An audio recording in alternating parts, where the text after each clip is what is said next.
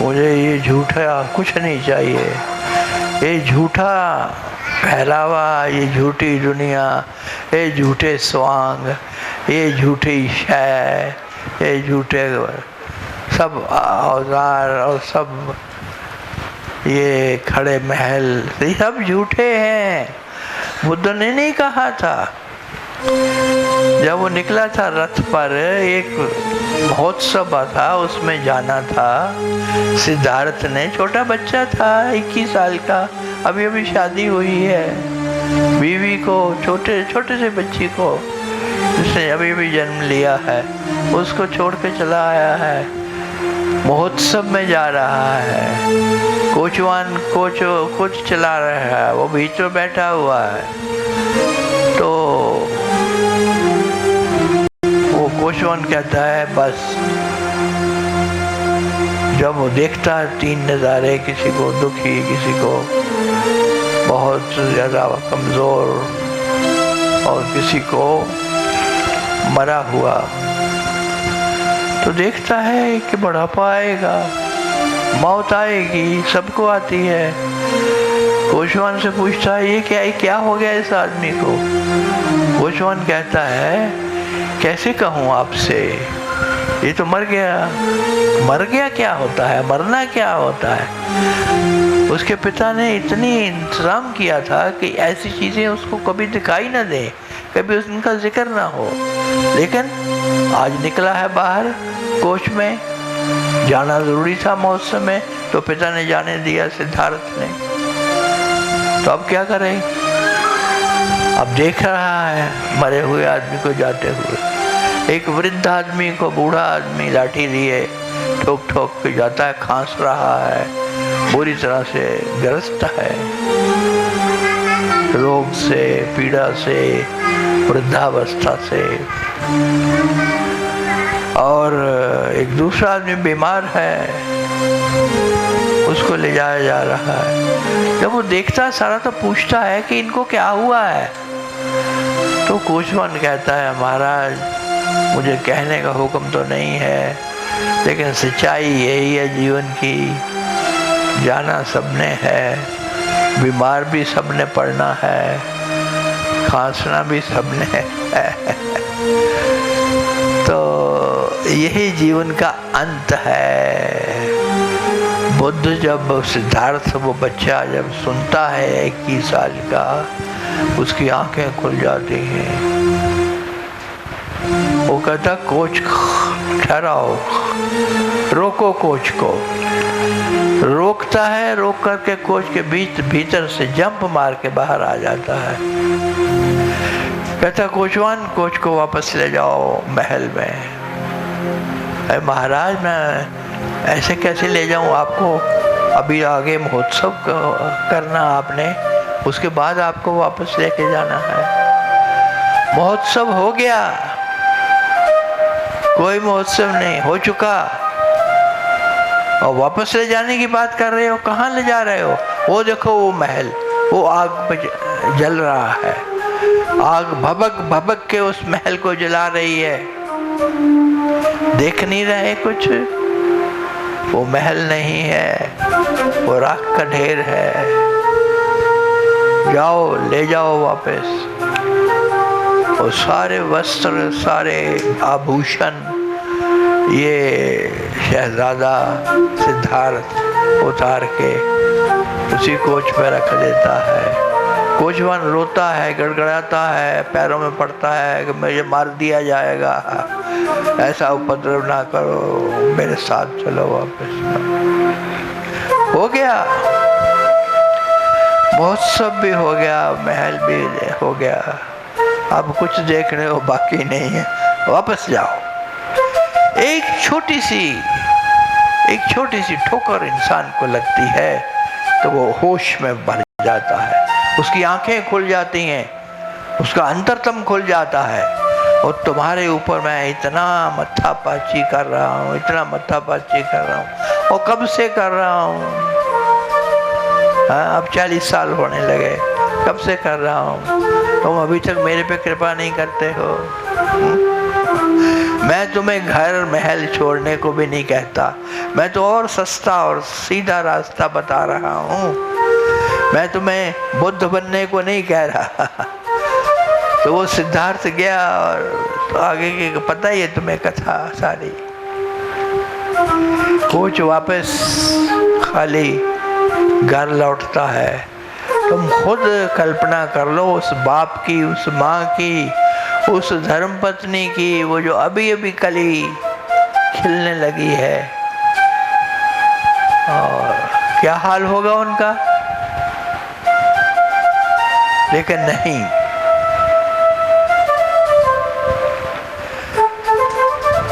जब यहाँ है नहीं हम, ऐसे धोखा है, तो सच्चाई क्या है मुझे वो जाननी है।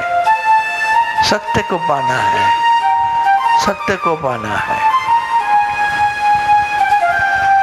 तो तुमसे भी बार बार ये कहता हूँ कि इस धोखे में रहते हुए भी तुम सच्चाई को अपना सकते हो, सच्चे हो के चल सकते हो।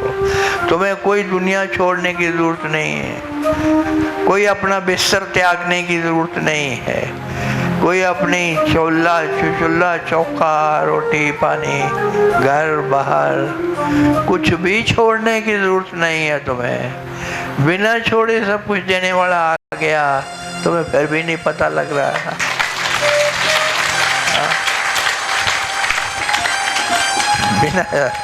बिना छोड़े।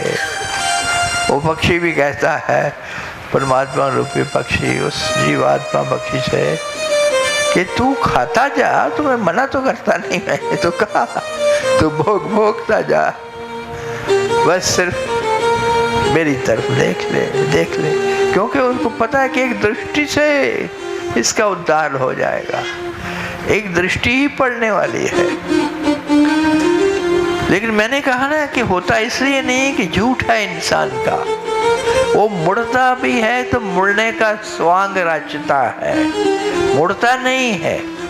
बस कहा है मुड़ने को तो चलो गर्दन घुमा दो या शरीर को घुमा दो, दरअसल भीतर से वो वही है। घूमने का अर्थ होता है कि पूर्ण रूप से सच्चाई से तुम परमात्मा की ओर मुड़ जाओ और भोगते रहो। इन हाथों को, इन शरीरों को, इन आँखों को, इन कानों को जो चाहिए इनको देते जाओ, कोई रोक नहीं है। लोग कहेंगे कैसी ये शिक्षा है, लेकिन हाँ ये शिक्षा तुम्हारे लिए है, ये शिक्षा तुम्हारे लिए, सबके लिए है, कोई बाहर नहीं है। मैं विभाजन नहीं करता कि गृहस्थ आश्रम है, ब्रह्मचर्य आश्रम है, वानप्रस्थ है, सन्यास है। तो मैं और गुरु माँ सन्यास्त हैं, हम उसी आखिरी पड़ाव में प्रवेश किया हुआ है। लेकिन फिर भी हम सारे आश्रमों का सम्मान करते हैं, सारे आश्रम हमारे भीतर बसते हैं, गृहस्थ भी, वानप्रस्थ भी और वो ब्रह्मचर्य आश्रम भी, सब भीतर बसते हैं। ऐसा आत्मसात तुम भी कर सकते हो, रहते हुए दुनिया में खेलते हुए, बाजा बजाते हुए तुम उस मालिक से मिल सकते हो, वो मालिक तुम्हारा हो जाएगा, तुम सारे आनंद पा सकते हो। दुख में कभी मत रहना, कभी मत रहना, मैं तुम्हारा दुख नहीं देख पाऊंगा, मैं किसी का भी दुख नहीं देख पाता। दुखी होना तुम्हारी नियति नहीं है ना, दुखी होना तुम्हारी नियति नहीं है। दुख पराया है, दुख भी झूठा है, ये झूठ तुमने थोप दिया है अपने ऊपर। सत्य ही सनातन है, और हंसना, खुश रहना, सुखी रहना ही सनातन अवस्था है। इंसान की आनंद में रहना सनातन है, दुख में रहना केवल टेम्परेरी है, केवल अस्थाई है, थोड़े समय के लिए है, झूठा है।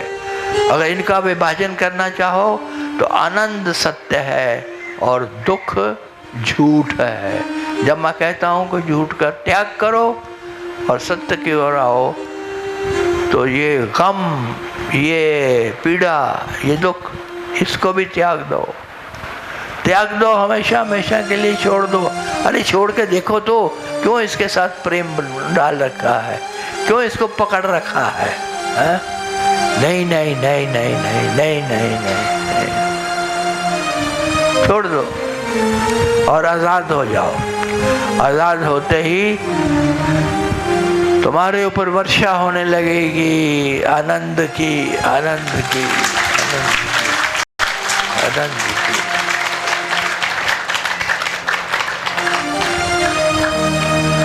आनंद की।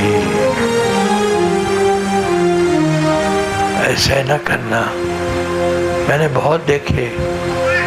हम एक कैंप कर रहे थे,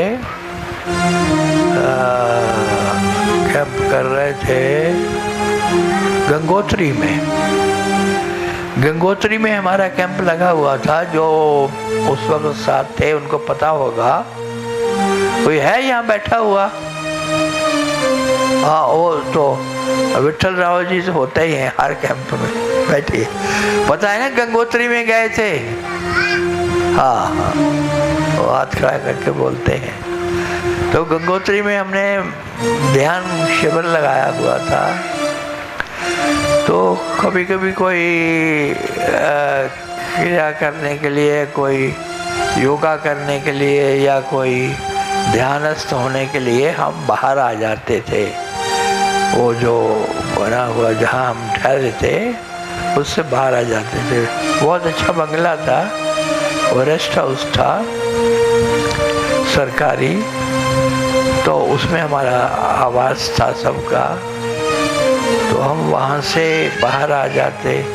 वो बीच में से गंगा, नीचे गंगा की एक धारा बहुत बड़ी बहती है नीचे से, उसको पार करके, ऊपर से पुल है तो पार करके हम आ जाते थे इधर। तो इधर कुटिया ही कुटियाएँ थी संतों की, फकीरों की, जो ध्यान मग्न रहते हैं। उनका काम ही यही ध्यान मग्न है। उनके पास कुछ नहीं है, एक छोटा सा 2 ईंटें रख करके चूल्हा बनाया हुआ है और उसके ऊपर एक हंडिया रख करके गर्म कर लेते हैं जो खाना हो। और खाना पीना भी वहीं से ले लू के, इधर से उधर से। बाज़ार साथ ही है, दूर नहीं है, लेकिन फिर भी वो वहाँ से लेके पत्ते वत्ते तोड़ के उबाल के खा लेते थे जो फकीर थे। और हम उधर गए। हम जो कुछ भी वहाँ करते थे, उनको एक उसमें से फकीर ऐसा था जो छिप छिप के हमें देखता था। मैंने पहले भी ये किस्सा सुनाया है आपको कई बार। वो छिप छिप के पेड़ों के पीछे से हमें देखता था क्या करते हैं। तो हमने कोई नोट नहीं किया, अपने काम में थे हम व्यस्त, आ जाते थे बाद में वापस। तो एक रात को मैं क्या देखता हूँ कि मेरा कक्ष नीचे था, अलग से था इधर। तो कोई खटखटा रहा है द्वार पर। मैं बड़ा हैरान हुआ कि रात को 12 बजे या 1 बजा होगा या 2 बजे होंगे, मैंने नोट नहीं किया टाइम। तो मैंने सोचा कि ये कौन है जो खटखटा रहा है इस वक्त द्वार। फिर भी मैं उठ करके मैंने द्वार खोला तो सामने देखता हूँ कि वो पास वाली जो उधर पार जा करके जो कुटिया है, उसके महात्मा, उसके संत आ गए हैं मिलने के लिए। मैंने कहा आइए बैठिए। इस वक्त ये समय तो विश्राम का है। कहने लगे क्या करूं, मैं छिपाता हुआ आया हूँ आपके पास। दिन में लोग देख लेंगे कि ये इतना बड़ा फकीर संत के पास जा रहा है, जो बाहर से आया है, जो ये क्रियाएं करवाता है और जो ध्यान करवाता है। तो मैंने कहा मैं आपकी कैसे सेवा कर सकता हूँ? कहने लगे मुझे बस ध्यान सिखा दीजिए, मुझे ध्यान सिखा दीजिए। मुझे बड़ी हैरानी हुई। मैंने कहा मैं कुछ प्रश्न कर सकता हूँ आपसे? कहने के बोले। मैंने कहा आपकी कितनी एज है? कहने लगे होगी 80 के आसपास, 80 के आसपास। तो मैंने कहा कि आप कहाँ से आए हैं? पीछे से। तो कोई गांव का नाम बताया, कोई मध्य प्रदेश में कोई जगह है, वहाँ से आए हैं। तो मैंने कहा आपकी एजुकेशन क्या है? PhD, डॉक्टरेट की हुई, PhD की हुई, और भी फिलॉसफी में। कहीं भी नौकरी उनको मिल जाती, किसी भी बड़े कॉलेज, बड़ी यूनिवर्सिटी में उनको नौकरी मिल जाती, लेकिन वो शुरू से इधर थे, ये उन्होंने बताया मुझे। तो इसलिए सब कुछ छोड़ छाड़ के पीछे, ब्याह भी हो गया था, वो भी छोड़ दिया, सब छोड़ के दौड़े चले आए और अपने हाथों से वो कुटिया का निर्माण किया, निर्माण करके बैठ गए। मैंने कहा कितने साल पहले? कहने लगा 30 के करीब होगा, 30 ईयर्स पहले मैं आया था यहाँ। मैंने कहा डॉक्टरेट की है आपने फिलॉसफी में, 30 साल से आप यहाँ बैठे हैं कुटिया में, एकांत में, कोई आपके साथ नहीं है, और 30 साल से आप ध्यान मग्न हैं। 30 साल से आप कर क्या रहे हैं? ध्यान कर रहे हैं। इतनी यातनाओं में बैठ के, कोई आपका सेवक नहीं है, कोई सेवादार नहीं है, अकेले बैठे हो, सब त्याग दिया, संसार मिला संसार त्याग दिया, और आज 80 ईयर्स की एज में 30 साल समाधि लगाने के बाद मुझसे पूछ रहे हो ध्यान कैसे किया जाता है? ध्यान कैसे किया जाता है? मैं ध्यान सीखने आया हूँ आपसे। ये हाल है उनका जो सच्चे होके नहीं चलते। अगर सच्चाई से चला हो इंसान, तो ये तो कुछ पलों का है किस्सा। ये हमारी गुरु माँ है, शायद अभी भी समाधि में चली गई है। ये बैठे बैठे समाधि में चली जाती हैं। कल लोग यहाँ से गुजरते रहे तो इसको कोई पता ही नहीं, कोई हाँ था ना, इसको पाँव को भी हिलाते रहे, इसको कुछ नहीं पता। समाधि कोई लगाना कोई मुश्किल है? अरे ये पल भर ऐसे है, जितने में मैंने ये हाथ घुमाया, इतने समय में तुम समाधि में चले जाते हो। और यहाँ पर 30 साल से एक बूढ़ा आदमी, अब 80 साल हो गए उसको मर के, वो बैठा है, इतनी एजुकेशन है, इतना पीछे सब छोड़ के आया है, त्यागा है किस काम का? अगर अभी भी उसने छिप छिप के हमें देखना है और छिप छिप के रात को आकर के पूछना है कि ध्यान कैसे करते हैं। मुझे बड़ा अचंभा हुआ कि ये माजरा क्या है। माजरा कुछ भी नहीं है, हम सच्चे नहीं हैं। उसने जो कुछ भी छोड़ा असल में नहीं छोड़ा, झूठ झूठ ऊपर ऊपर से छोड़ दिया। अगर सच्चा त्याग किया हुआ होता तो अब तक भर दिया गया होता उस आनंद से। जिसने खाली कर दिया अपने आप को, कुदरत ऐसी है, किसी को खाली नहीं देखना चाहती, वो फौरन भर देती है, उसने आनंद से भर दिया। इधर तुम खाली हुए, इधर उसने भर दिया। तो वो बेचारे ऐसे ही बैठे हैं,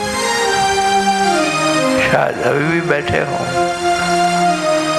क्या किया जा सकता है इंसान। तो मैंने बहुत कुछ उनको बताया, दूसरे दिन भी आते रहे जब तक हम वहाँ थे।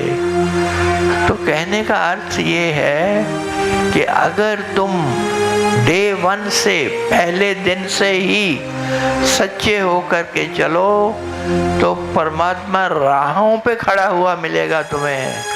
तुम दूर क्यों जाते हो? वो कहते हैं मोक्ष, मोक्ष चाहिए, मुक्ति चाहिए। कौन सा मोक्ष, कौन सा मोक्ष, कौन सी मुक्ति? अरे जान तो लो तुम कौन हो, अपना पता नहीं है। और मोक्ष का, और मोक्ष जो कि एक शब्द है, कहीं कोई जगह नहीं है।